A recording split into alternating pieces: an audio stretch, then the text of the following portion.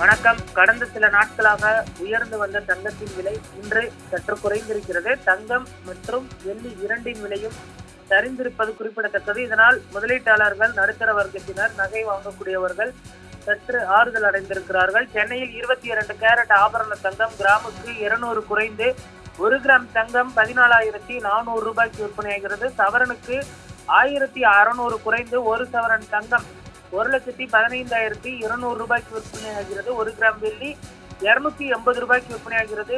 தற்பொழுது தங்கம் மற்றும் வெள்ளியின் விலை குறைந்திருப்பது குறிப்பிடத்தக்கது. பார் வெள்ளி 1 கிலோ 2,80,000 ரூபாய்க்கு விற்பனையாகிறது. தொடர்ந்து தங்கம் மற்றும் வெள்ளியின் விலை ஒரு நிலையான ஒரு விலையில் இல்லை என்றுதான் சொல்ல வேண்டும். ஒரு நாள் ஏறுவதும் மற்றொரு நாள் குறைவதுமாக இருந்து வருகிறது.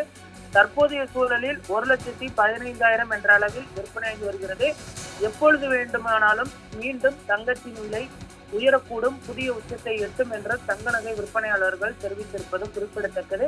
தங்கம் வாங்க நினைப்பவர்கள் உடனடியாக வாங்க வேண்டும் என்றும், ஏனெடுத்தால் தங்கத்தின் விலை மீண்டும் புதிய உச்சமான 1,50,000 வரை எட்டக்கூடும் என்றும் எதிர்பார்க்கப்படுவதும் குறிப்பிடத்தக்கது. மத்திய வங்கிகள் அதிக அளவில் தங்கத்தை வாங்கி வைத்திருக்கின்றன. அவர்கள் தங்கத்தை விற்பனை செய்தால் மட்டுமே விலை குறைவதற்கு வாய்ப்பு இருக்கும்.